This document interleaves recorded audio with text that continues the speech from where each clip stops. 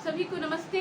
मैं सृष्टि मुखर्जी, अपने मंच the Bihar teacher history maker और कैचअप कोर्स चल रहा है और मेरा हिस्ट्री क्लास 8 का है जिसको मैं कंप्लीट कर रही हूँ। और इसी में मैंने आपको उस दिन पढ़ाया था मध्यकालीन भारत का इतिहास। क्लास 8 है तो क्लास 8 के बच्चे क्लास 7 का कैचअप कोर्स पढ़ेंगे।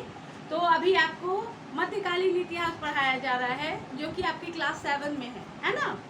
तो इसके अंतर्गत मध्यकालीन इतिहास ही आपको क्लास 7 में मूलतः पढ़ना है। और इस क्रम में आज मैं आप लोगों को मध्यकालीन इतिहास में उस दिन मैंने बताया था कि किस प्रकार भारत में सल्तनतकालीन शासन की स्थापना हुई और भारत में कैसे सल्तनतकालीन शासक आए। तो आपको मैंने बता ही दिया था कि गजनी और गौरी भारत पे आए थे, आक्रमण किए थे। आक्रमण करने के बाद पृथ्वीराज चौहान को गौरी ने हराने के बाद जब वो यहाँ से वापस गया तो जाने के क्रम में उसने अपने गुलाम को कुतुबुद्दीन ऐबक जो गौरी का गुलाम था उसको यहाँ का शासक बना के गया। और जब कुतुबुद्दीन ऐबक जो किसका गुलाम था तो वो गुलाम था किसका, गौरी का। तो उसने यहाँ पर अपना शासन करना प्रारंभ किया। तो उसके साथ ही सल्तनतकालीन शासन की शुरुआत होती है। और ये मेरा प्रश्न भी है यहाँ, तुर्क अफगान शासन आपके सिलेबस में है चैप्टर 3 और सल्तनतकालीन शासकों की उपलब्धियों का वर्णन। तो तुर्क अफगान शासन जैसा कि आपका विषय वस्तु है तुर्क अफगान शासन, तो आप लोग सभी जानते हैं तुर्क और अफगान शासक ही थे गजनी और गौरी। और ये वहाँ से आए थे हमारे यहाँ लूट खसोट करने।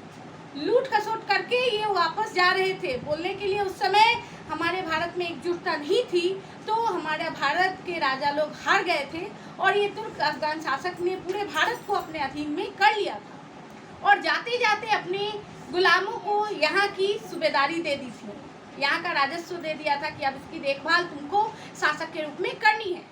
तो उसी में ऐबक था। अब आप ध्यान से देखिएगा, मैंने लिखा है तुर्क अफगान शासकों को हम सभी सल्तनत काल के नाम से जानते हैं। सन 1200 से 1526 ईस्वी तक भारत के विशाल भूभाग पर तुर्क अफगान शासकों का ही शासन था और इन्होंने ही सल्तनत वंश की स्थापना भारत में की थी।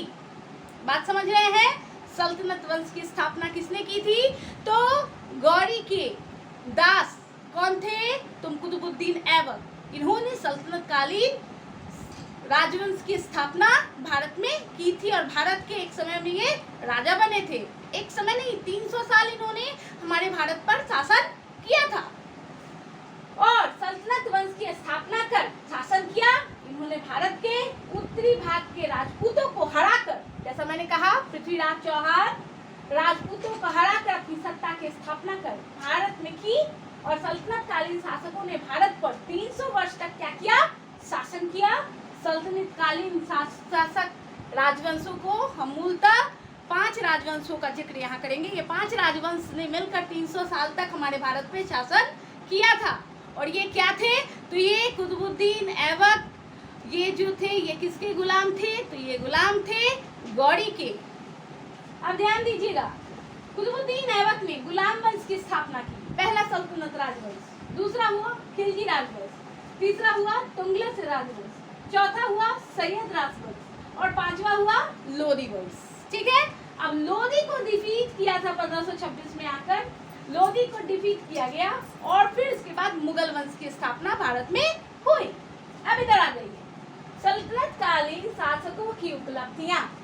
तो सल्तनत शासक कहाँ के थे? सल्तनत शासक थे तुर्क और अफगान के शासकों के गुलाम और इन्होंने भारत पे अपना अधिकार कर लिया। यही सबसे बड़ी उपलब्धि थी। इन्होंने भारत को अपने क्षेत्र में ले लिया, ये सबसे बड़ी उपलब्धि थी। इन्होंने भारत को जीत लिया और जीतने के बाद यहाँ पर अपना प्रचार प्रसार पूरी तरह से करने लगे। अब इसको मैं अगले वीडियो में कंटिन्यू करूंगी।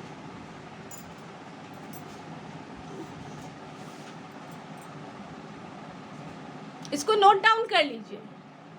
ऐसे तो सल्तनत ही पूरा आप लोगों को पढ़ना है, तो इसको एक नोट डाउन कर लीजिए। मैंने संक्षिप्त विवरण किया है, ये आपके पूरे सल्तनतकालीन कंसेप्शन को क्लियर कर देगा। इसको पॉज करके नोट डाउन कर लीजिए, ये पॉइंट है। और अब मैं आप लोगों को उपलब्धि बताऊंगी।